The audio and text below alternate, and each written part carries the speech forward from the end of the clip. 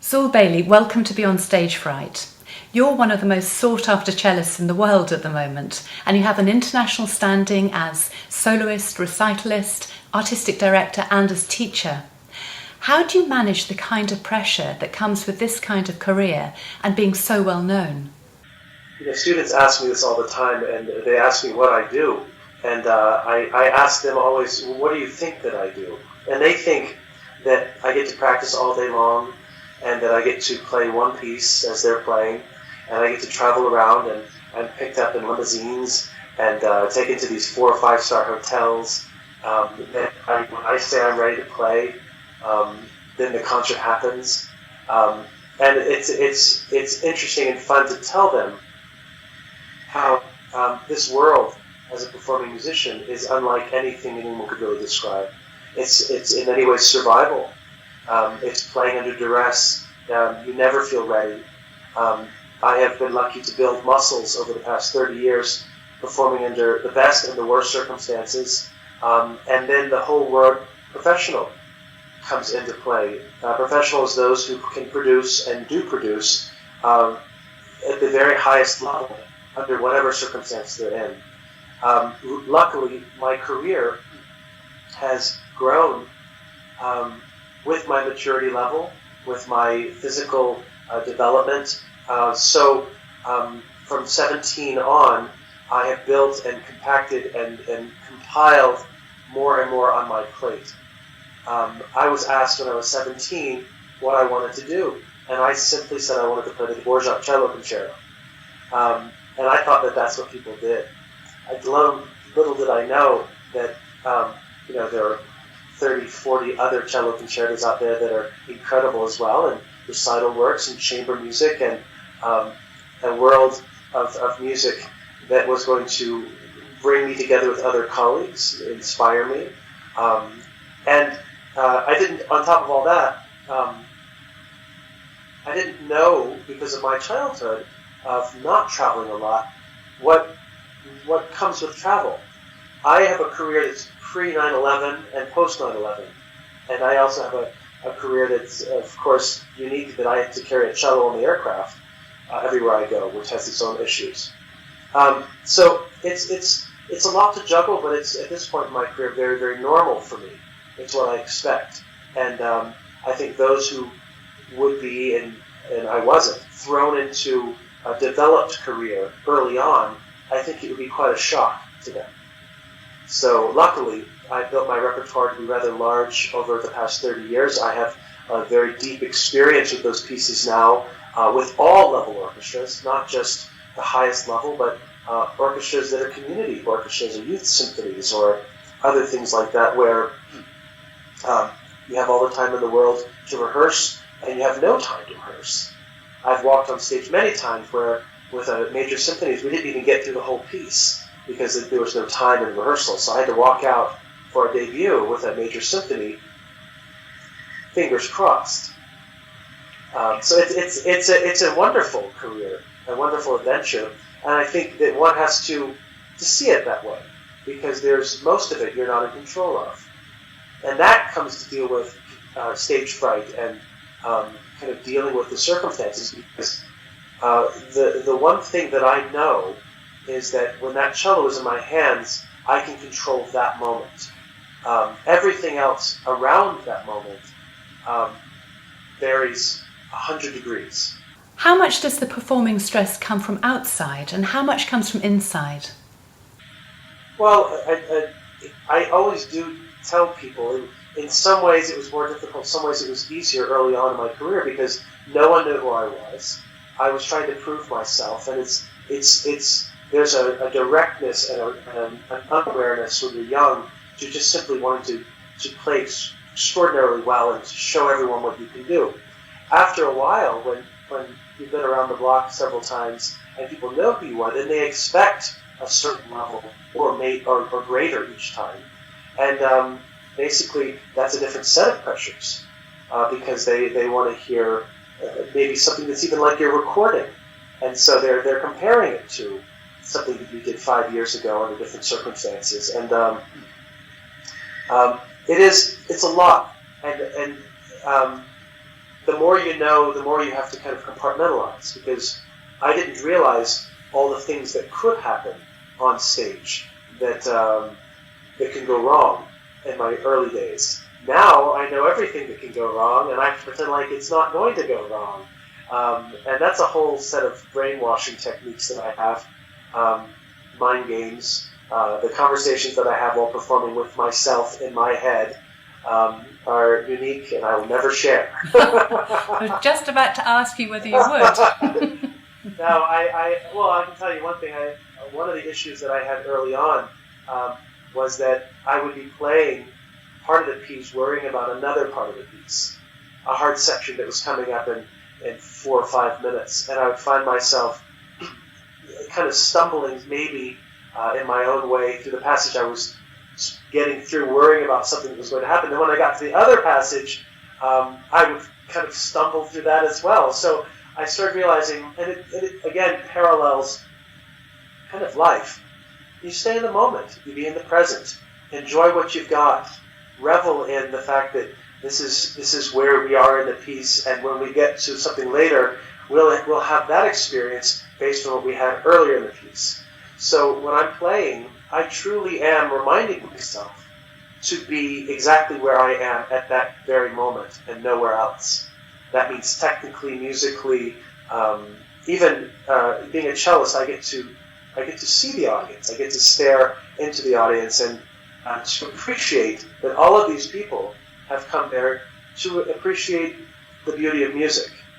And it's amazing what a smile will do, too, to relieve pressure in one's system. Because you can put up a glass or a wall in front of yourself to protect yourself, but after a while you remind yourself that that's not why you're there. You're there to expose yourself. And if you're comfortable doing that, opening your heart and your work to this audience, then they're going to accept you back. Tell me about a rather challenging concert where you couldn't control what was happening in the audience. One is never really prepared for the things that happen in the audience, whether it be a child on the front row that's moving around excessively. I remind myself before I get upset that was actually me when I was in the single digits of age. I was taken to the concert. I sat on the front row with Rostropovich playing the Dvorak Concerto and Sassons and Shalomo, and I was wiggly, and he would look down at me and smile. And I do the same thing with those kinds of things. So I notice the audiences, and I notice my friends or colleagues that have come out to hear or share the experience. Occasionally, you'll see something that's kind of daunting because it's the unknown. So the story you're alluding to is like 3 years ago. I was asked to play the Beethoven Triple Concerto, which is already a very difficult piece for cello, under very, very intense circumstances. It was live, of course, with the Israel Philharmonic. It's on chroma conducting. And if you've been into Mann Auditorium in Tel Aviv, it's about 5,000 seats, 4,000 seats. It's enormous amounts of people. And they decided they were going to make a Blu-ray DVD of this concert. So basically I knew that every note I played was forever. And I couldn't do anything about it, which is not a good, healthy feeling to have, because you also know that if you do something you don't like, you can't fix it. And right in the middle of the performance, I'd finally gotten over the first hurdle of the entrances of the cello and then the violin and then the piano. And I was kind of looking at the audience, and all of a sudden everybody looked that way at one time. And this is on YouTube. You can see it. You can see it happen. I believe it's like in the second minute of the piece, third minute of the piece. And I saw a lot of commotion. The first thing that came to my mind, while I literally have 10 seconds to then come in with my second entrance, is that maybe it's a bomb scare. I didn't know. And I also realized in that moment that all these people are watching me and the cameras, but no one knows what's happening in the audience. Meanwhile, I have to realize I've got to play this ridiculously hard passage coming up and pretend like none of this is happening. In the end, a gentleman had a heart attack and passed away in the concert, and I saw it go down. And no one stopped the concert because of the they didn't know. They didn't know what was going on at the time. I found all of this out afterwards. But he was taken out on a and people carrying him, and the show went on. And to this day, I watch this video, or I'm reminded of this video, and no one knows. Except for there's one instance where you see a backward camera angle through us, and you see all the people look, and then they immediately cut to the woodwinds to not have this be a distraction from the actual production. But again, how do you prepare for that? But it goes back to what we were saying the other day is, how do I prepare for that? I prepare for everything. I practice talking to my friends while playing, having discussions, so that's muscle memory. I practice with my eyes shut, where I don't have to see what I'm doing.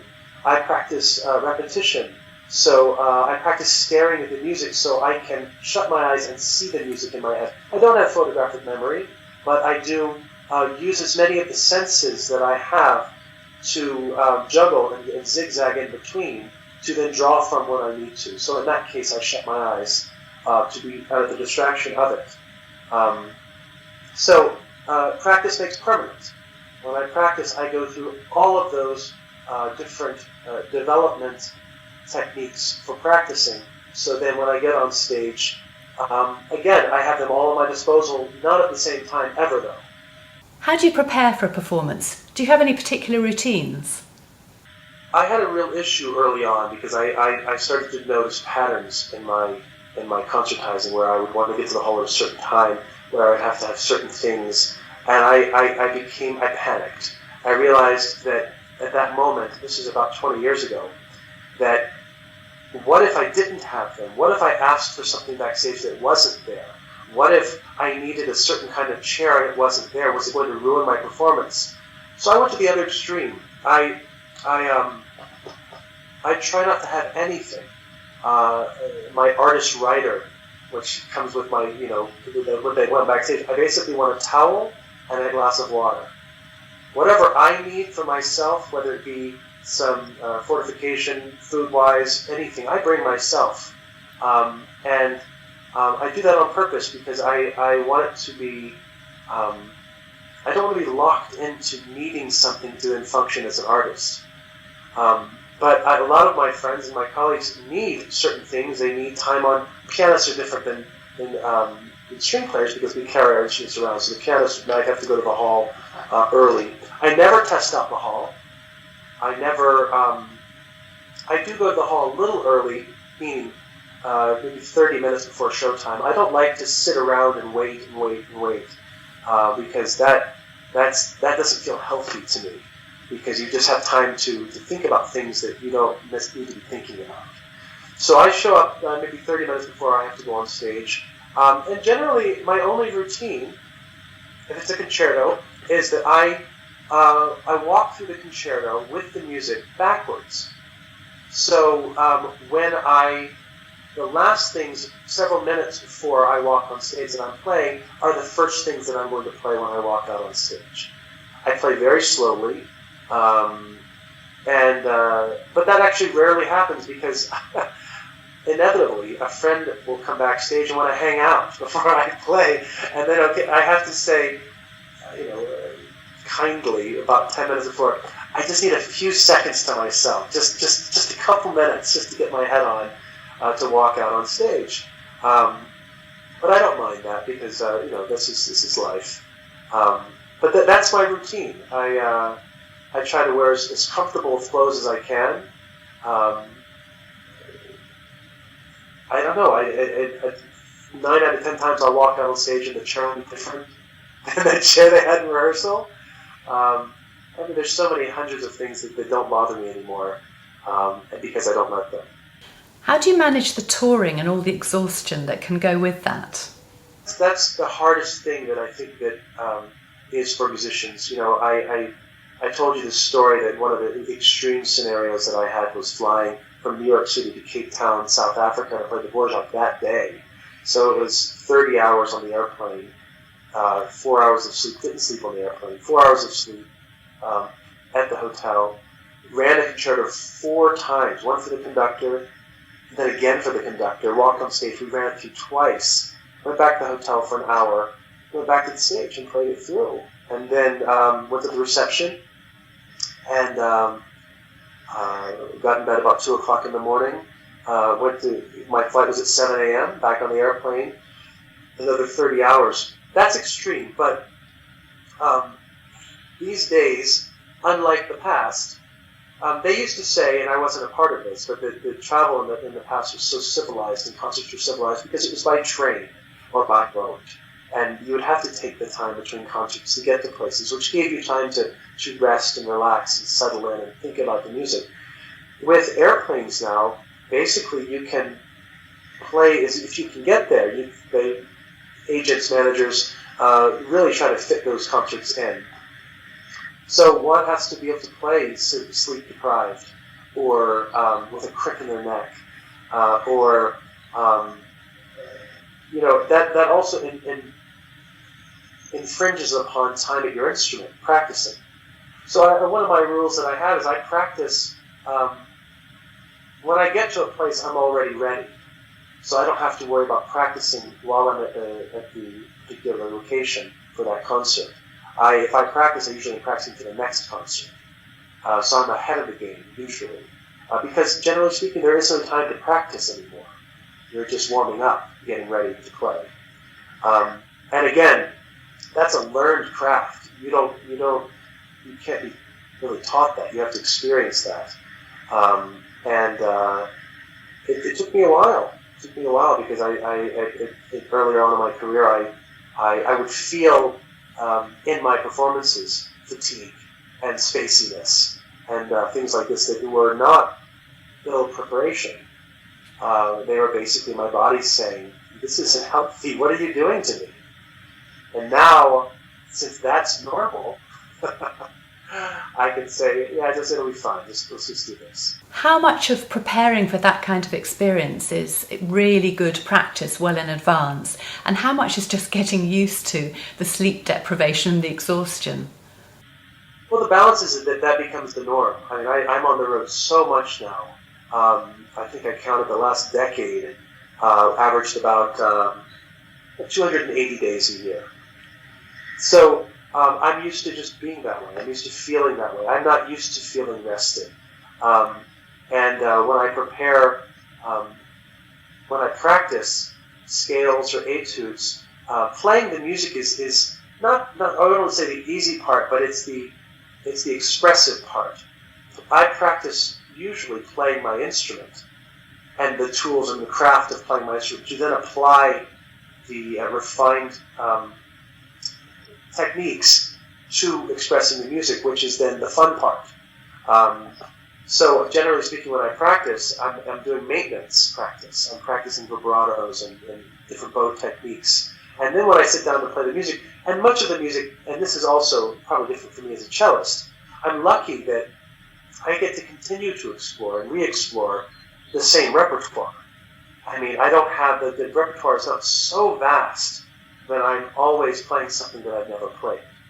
The Dvorak concerto I've played hundreds of times. And the standard 12 or 13 concertos that people play all the time, I've played hundreds of times. So I have, they are road tested. I know the spots to practice. I know the things that I have to think before I walk on stage. And it does, at this time in my life, it's mostly a mind game. It's reminding myself of my experience with the piece and the pitfalls or the things that could happen, and then you just avoid those. Have you got any particular ways of keeping calm and focused when you're playing on stage? Yeah, I remind myself of the beauty of the sound of the cello. Typically, the last thing I say to myself before I walk on stage is, no matter what, make a gorgeous sound. Make the most beautiful sound you possibly can, because that's what people are going to remember. You know, we get so caught up with the technical perfection of things, and I've never played a perfect concert, ever. Even though my students say, "But you didn't mess up." I would say, but mess up is different for you than me. Mess up is not doing what I wanted necessarily at that moment, what I hoped to do. I might have hit the notes and I might have been expressive, but I'm basically I'm a simple musician in that want beauty. I want to feel. And I think people, the pyrotechnics, which are involved in these pieces, are just the beginning. And people want to feel something human. And imperfection is also, and what that means to me is that I cut myself some slack. I always tell myself, I will be better tomorrow because of today. Just go out there and have fun and play the best you possibly can and don't have any regrets. What's the difference for you between being a soloist on stage and being a recitalist? Well, when you say soloist, I assume you mean concerto soloist. Yeah. Basically, a concerto soloist, worst case scenario for cellists, you're out there about 45 minutes. Most of our concertos, which I didn't realize until recently, are in the 20 to 25 minute realm. They're not that long. So it's a very condensed, highly charged 25 minutes. Dvorak, Prokofiev, these kinds of pieces are in the 35, 40 minute range. They're different kinds of pieces, though. They're broader and they're more expansive. And then you're done. And you just kind of go, wow. And of course, they're very intense, but recitals, you have a broad spectrum of music from all over the centuries. So from Bach to Beethoven to Brahms to the Romantic repertoire to new music. You have and I'm trying to do this more and more in my recitals, you have the opportunity, since it's just you, to even speak to the audience, to tell a backstory or a reflection on the composer or yourself, on why this is in this part of the program, and why it's kind of you have, and it's also 2 hours of music, or an hour and a half, and intermission and stuff. So you're changing styles, which is difficult.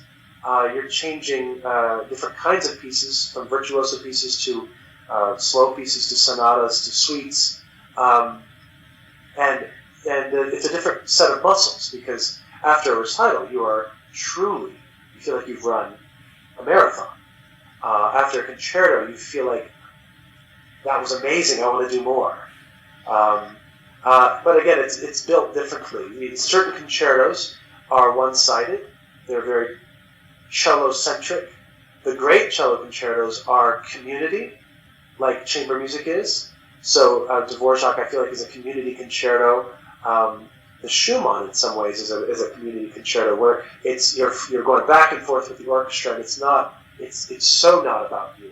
I enjoy those concertos more, because I feel like I'm at a wonderful dinner party and having great conversation. And when it's over, we did it, versus a showpiece where, hey, look at me, that was fast, or it was a little bit one-dimensional. So that's kind of how I would describe the differences, is that especially, again, there's very, very little solo repertoire, Bach cello suites, Britten suites, that usually I have companions out there on stage with me, and we're sharing. And even better for the cello, Beethoven and Brahms and all of these guys, they were the ones at the piano. So you're actually riding along in their car, playing the cello sonata or the Beethoven sonata. It's a wonderful, wonderful ride. And what about recordings? How do you find the recording studio for nerves and stress? I think I'm up to about 20 recordings so far, and I've done maybe 4 studio recordings out of those. Most of them have been live. And I say live, being that they're recorded over a couple of nights, and then they put the two together to make a sonically acceptable experience for the audience to listen to back, because of course there are coughs and cell phones these days and things like that. I have found recording to be the best teacher. I have found recording to be the best set of ears for analyzing my playing, analyzing my decisions, my musical decisions.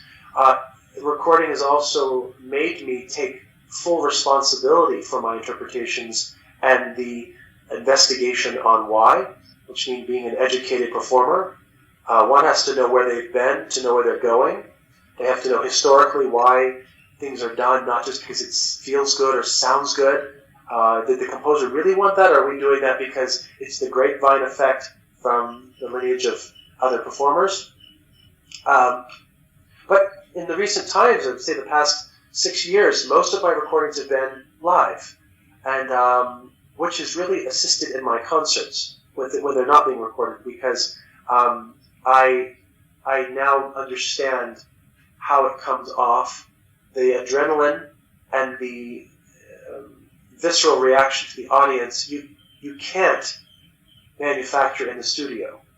When I sit in the studio, I feel like I'm in a surgery, an operating room, where everything is trying to be put together perfectly, which to me again goes back to why I don't have a regiment. There's nothing perfect. I want to go for it, and I want to feel that I captured something that was that very moment that can never be captured again. And generally speaking, that's in front of an audience where I'm out of my mind playing and not worried about whether it's perfectly in tune. It's going to be in tune because I practiced it to be in tune. So the recordings have been a real life changer for me, and I've been very, very lucky to have the opportunity to go through this repertoire that I mentioned, and some of the hardest repertoire with the biggest magnifying glass from the public: Bach cello suites, Beethoven sonatas, Brahms sonatas, Dvorak concerto, things that we already have the master performances out from the past 100 years. So you take a deep breath and you try the best you can. Do you find that the perfectionism that can come from the recording industry, do you find that quite pressurizing? I think it is. I think that the audiences now, the listeners, they expect perfection. And perfection, I have to say, is an unachievable. I was once told that the moment I feel like I played a perfect concert, I should stop playing the cello, because then I've settled, then I've reached it. I've played concerts where I've been heavily inspired, and I couldn't believe how beautiful, ranges of moments were. But sometimes listening back to those performances when they hand me a tape, what was coming across inside of me was not what was coming across to the audience. That's called kind of milking every moment. And you have to look at one of the things that I love about the great Mstislav Rostropovich is that his performances, he shot for the horizon. The concert was the beginning and the arcing to the end. He was not looking at the ground and worrying about every minute detail where you couldn't get the bigger picture, kind of like a pointillistic painting. You have to stand back and see the bigger picture, and there are no Horowitz recordings that are perfect. But Horowitz was one of the great interpreters, and I think I'd rather try to fit into that mold than to have a sterilely perfect recording that leaves me wanting, that leaves me going, but that moment right there, I didn't feel, but it was perfect. But it's hard to really describe what makes goosebumps. And goosebumps don't happen when you're staring at your feet trying to be perfect. If you're looking towards the heavens, looking for rainbows. How do you manage your stamina throughout a whole day of recording? Because it's really quite different from doing a live performance. It was described to me that there is actually such thing as a recording artist versus someone who makes recordings. And I didn't understand what that meant, and I asked them to explain. They said basically you're able to, you're creating in a way that is unnatural. In a recording studio, they want many, many takes. They kind of map it through. You have to. It's kind of like a TV show. Being an actor on a TV show, you have to keep recreating an emotion that may not. There's nothing leading up to it. It's like, okay, I want you to cry now. Cry again. I need a different camera angle. Cry again. You're like, I can't cry anymore. I need to go through the act of what made me cry to make me cry again. And in my experience with recordings, generally the first 2 hours are really, really good, but the third hour of recording is kind of like the magic hour, where I stop thinking. I'm just playing, as I would in a concert. I'm not worried about things. My body and my mind are one. And then, of course, you keep going. I don't know. Some people have different. They go 4 hours here, 4 hours there. But I feel that every music school in the world should force their students to make recordings, go through the process, because again, it goes back to being the best teacher, but also it builds muscles that you need to play under duress and be consistent. You have to hit that passage 10 out of 10 times. Even if, if your fingerboard's soaking wet, if it's freezing in the hall, you didn't have a chance to warm up, you need to have the tools that fit and work every single time. And when your body starts to shut down after 6 hours of recording, you still have to be able to play it. And what does it feel like when it's all going really well on stage? That's what brings me back. That's the moment there I am completely out of my mind playing. And I can't even describe it to you. I actually feel like, and it's usually one time in a performance. It usually lasts about a minute and a half, 2 minutes, where I actually find myself floating above myself, looking down on what's happening. I'm not involved. I'm a witness to this music being produced, and it is so magical. It's such an incredible place where all of the hard work has paid off. All the tools are firing at their maximum. Generally, I look out in the audience and they're in the same place because everybody's feeling it. It's that thing again you can't describe. Again, it's out of body, not being aware, and yet feeling exactly what the composer, if they were a master composer, wanted us to feel, with nothing in the way. The biggest struggle that I have is trying to make music through this wooden box and trying to make it like a human being would sing it or feel it. But I have to make sure that this wooden box produces what a human being would without that box in the way. And that's when that happens, where it's gone. And this is my voice, and this is my pure voice, and it's mine alone. Zuill Bailey, thank you very much. I've really enjoyed talking with you. Thank you.